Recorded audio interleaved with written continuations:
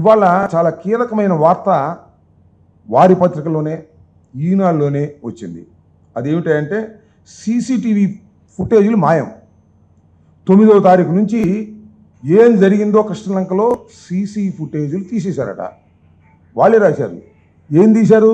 ఒక టెక్నీషియన్ పిలిపించి అవన్నీ తీసేసి నిన్న మొన్నటే ఉన్నాయంట. నిన్న మొన్నటి నుంచి మాత్రమే సీసీ ఫుటేజీలు అందుబాటులో ఉన్నాయి.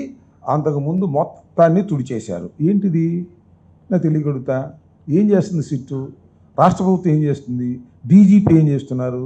నేను చెప్పాను కదా, దీనిలో కమిషనరే దీనికి చుక్కానిలాగా ప్రవర్తించాడు.